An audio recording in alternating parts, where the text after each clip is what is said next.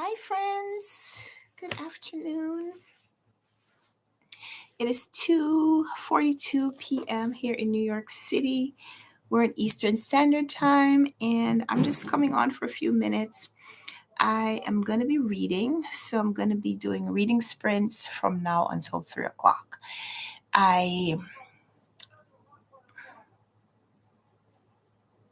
Hi, Emmy Katz. Emmy Katz is here. Yeah, we're going to be reading. I don't have too much to update you on. We're here getting ready for Christmas. I feel like I'm behind in preparation as always. I've been thinking about my Vlogmas video, which is supposed to be a Christmas tag today, and it's not quite ready. So I am mulling that over. But I have a new book that I want to start reading. It's Dinner with King Tut by Sam Kean. This is subtitled How Rogue Archaeologists Are Recreating the Sights, Sounds, Smells, and Tastes of Lost Civilizations. And I've shown you this book before because I got it out from the library. I'm considering getting a copy for my husband for Christmas. And if I do actually want to purchase it, I would like to go to the bookstore and buy it, which means I have to try to go before he gets break from school, which is in the next week or so. So I need to finish reading the book. I need to at least read enough of the book in order to make a decision about whether or not I'm going to buy it before he goes on break for Christmas holidays. So I want to start reading it. It's not on my list of books that I want to read before the end of the year, but this is a special addition to that list for a special reason. We're huge Jeopardy fans in the house, and this book is blurbed by Ken Jennings, who's the current host of Jeopardy, and it's blurbed by Lindsay Fitzharris, who wrote the book The Facemaker, which I read, I think it was last year for the BookTube Prize. It was in a round that was assigned to me, and it talked about the birth of plastic surgery coming from helping people who had been wounded because of World War One. A lot of people who had facial injuries, extensive facial injuries that impacted not just their aesthetic appearance, but also their quality of life, and how plastic surgery became important and became widespread. And that was such a great book. It was such an eye-opening book that I am inclined to want to read a book because she has blurbed it. I definitely want to read more from her. She has another book called The Butchering Art. Yeah, a lot of the other blurbs on here are from publishing houses. So I'm going to start reading. I'm going to read for about 15 minutes. So let me know if you're joining me to read. And at 3 o'clock, I guess we will regroup and we will talk about what we've been reading. Let me know if you're reading or watching something or working. I appreciate you being here and hanging out with me. So I'm going to get started. I'm just opening it up for the first time.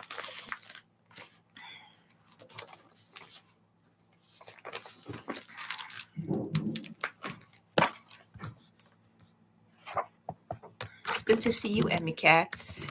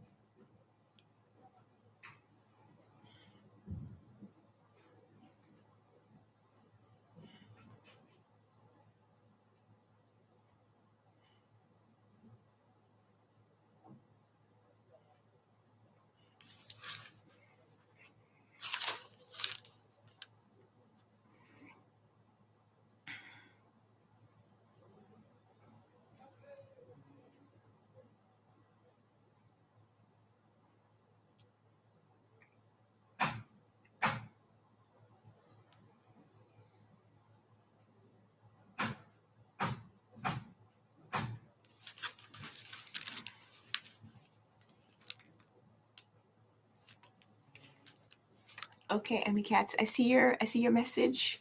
Thanks for being here. Hi, my cozy little library is here too. We're reading until 3 o'clock. This is my current read. Let me know if you're reading too. Emmy Cats is not going to read this sprint, but she's here for company, and we appreciate you, Emmy Cats. I hope you have a great time tonight.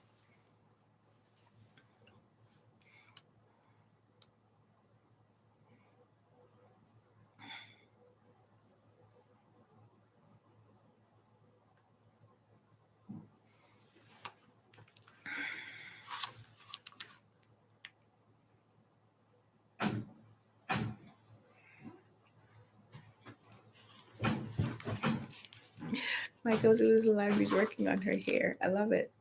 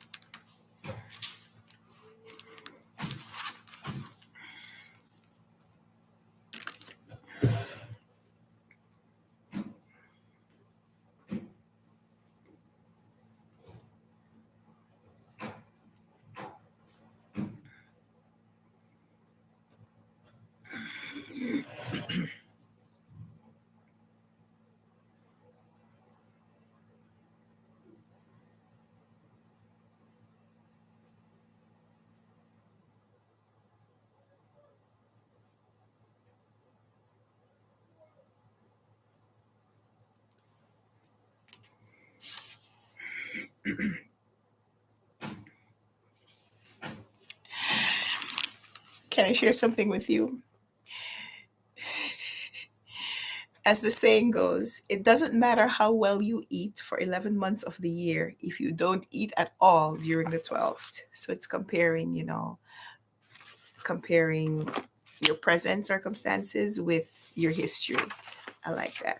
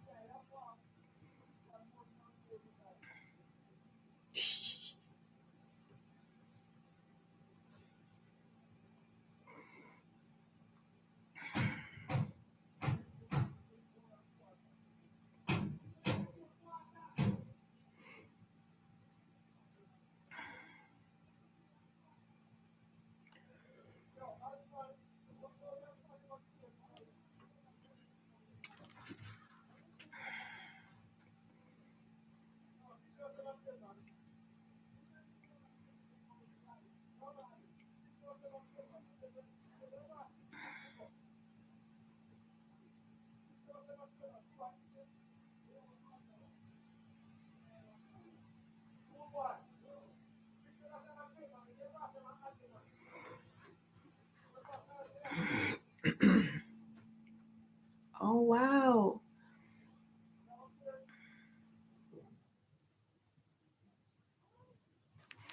Okay.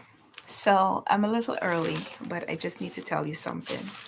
My books, they always link. Anytime I'm reading a book, I will always find almost always find something that links to either the book that I read most recently or a book that I have read very close to it.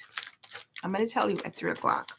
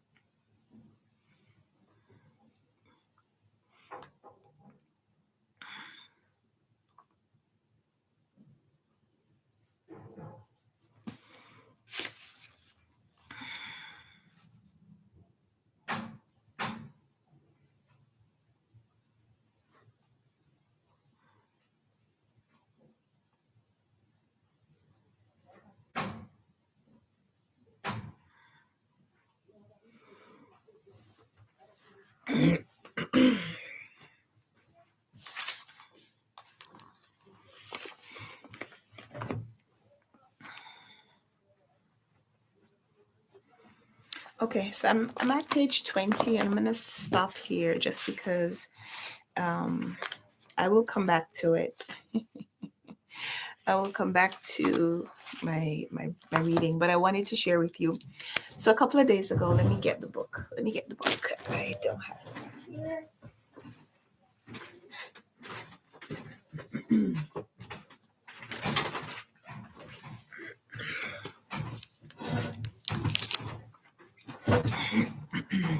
Hi, friends.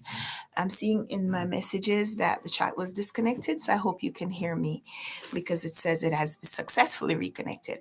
So, a couple of days ago, I was reading this book, Close to Home by Thor Hansen, The Wonders of Nature Just Outside Your Door.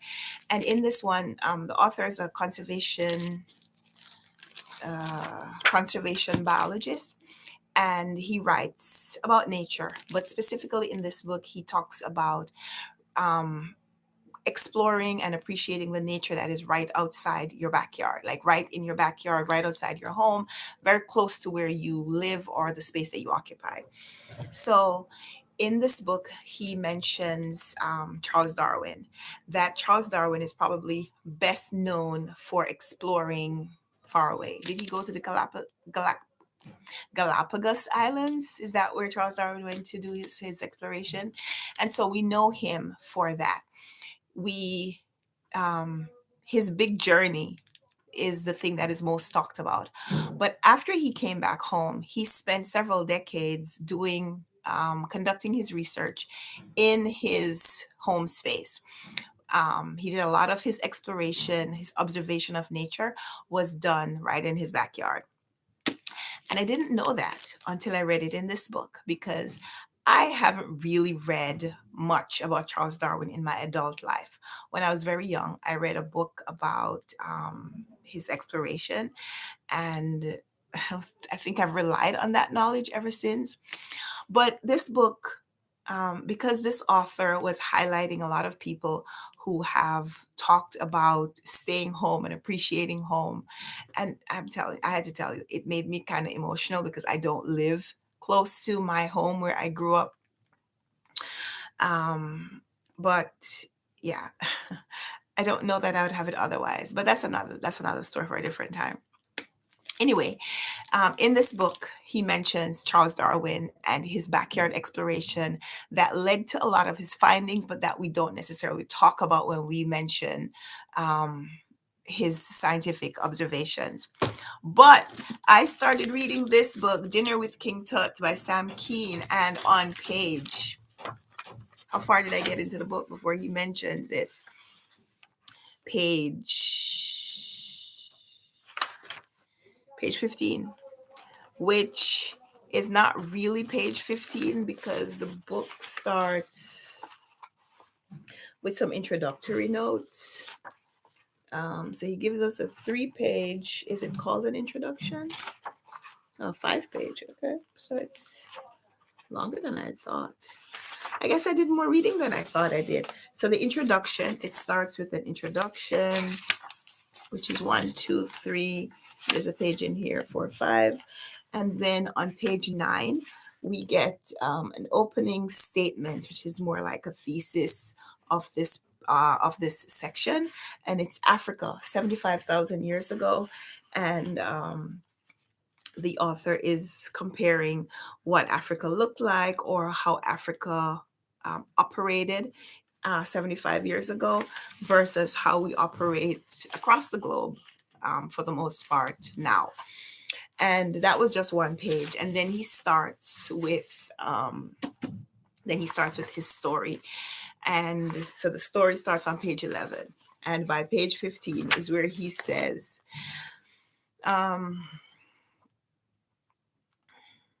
he's talking about a scientist who he's talking about archaeologists and different kinds of archaeologists, how some people are experimental archaeologists and some are more experiential archaeologists, because when they find things about previous cultures that lived,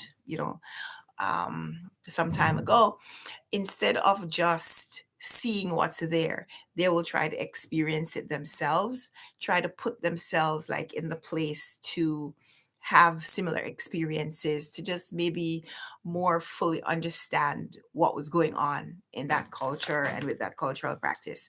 And so he mentions this scientist called Wadley, who he said made some experiments to show how beds were developed, why beds were necessary, because previously people would sleep on the ground, and that came with all the issues, not least of which was comfort and or discomfort, as the case might be, and close proximity to things that lived in the ground.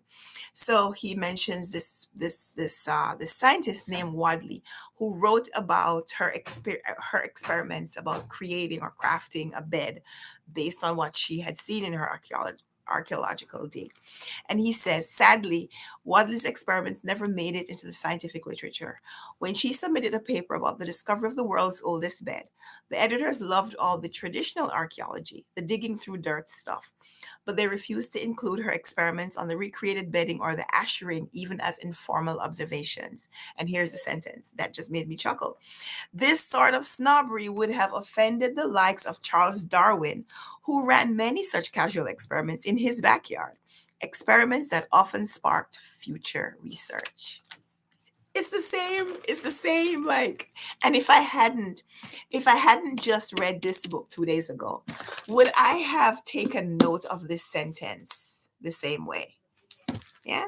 Would I have taken note of it, or would I have just seen Darwin and my mind just kind of gloss over it? Oh, Darwin, okay. That's why. That's my case for why we read one book and then we read another book, because one book opens up our interest in the next book, and one book makes us appreciate the book that we read before it even more. And so that's how we're going to end this video today, this live, because I must now go and read and see all the mentions that my books make of other books that I have read. I love it. So, like when I held up the book at first, I told you, just seeing the blurb from Lindsay Fitzharris made me remember reading her book, The Facemaker, and just thinking about that made me want to tell you a couple of things about what I had learned from that author from reading that book. And so yeah, now, is this the book? Am I going to buy this book for my husband? Probably. Will I finish reading this before I have to return it to the library? Maybe not. So will I buy the book for my husband and keep it for myself? That is also a distinct possibility. but I will purchase it. I'm pretty sure now. I mean, I'll read a few more pages just to kind of see. It would be great if I could finish reading the book before I have to take it back to the library. So I would be able to count this reading time towards a book that I'm going to include in my reading goal. That would be great. So I'm going to keep reading. I don't know how far I'll get to before I have to return the book, but I'm probably going to buy this. I'm probably going to buy this from the bookstore so I can gift my husband this book. Oh, I should tell you one more important thing about the book. In the introduction, the author says this is not strictly a nonfiction book. He is sharing nonfiction facts, but he is writing narrative, like fictional narrative, to make it a little bit more readable. So, like, he gives us the first the first such maybe fiction that he gives us is about a family in a previous time, and how their lives show the need for tools and the need for safety with regards to making and using tools. And it's interesting. It's interesting, and I don't think him making a fictional spin is going to detract from any of the real information that's contained here. So I'm interested. I'm very intrigued to continue reading this. So these are the two books that I held up for you today. And both of these came from the library. It would be great if I could own all the books that I read and want to read, but I can't. There's just no space. A lot of the books on my shelves are books that I have read. A lot of the books on the shelves are books that I have not read and want to read at some point. And because I haven't yet read them, I can't get rid of them because I don't know if when I read them, I'll love them. So most of the books that I have read that I keep are books that I loved. But a lot more of the books that I haven't yet read. So I don't know yet if I will keep them or send them to other homes. So for now, I also still get books from the library. These two both came from the Queen's Public Library. Thank you so much, Queen's Public Library, for keeping me in the loop with brand new releases. So we're going to end the live for today. I'm hoping that there will be a Vlogmas video later. If you don't see it later, it will come tomorrow. Um, I I have lots to talk about. Sitting down and making videos sometimes is a little more difficult than you might expect. So thank you so much for hanging out with me today. I look forward to seeing you again in an upcoming video or an upcoming live session. And until we meet like this again, I hope you have some great books to read. I hope you enjoy reading them. I hope that if I shared something with you about a book and you're interested, I hope you'll leave a comment so we can talk more. I love chatting with you guys in the comments and here on the live as well. So I'll see you guys later or tomorrow, maybe both. And until then, happy reading, happy video watching, happy bedtime routine, happy hairdressing, happy whatever it is that you're doing. Enjoy, and I'll see you in the next one. Bye.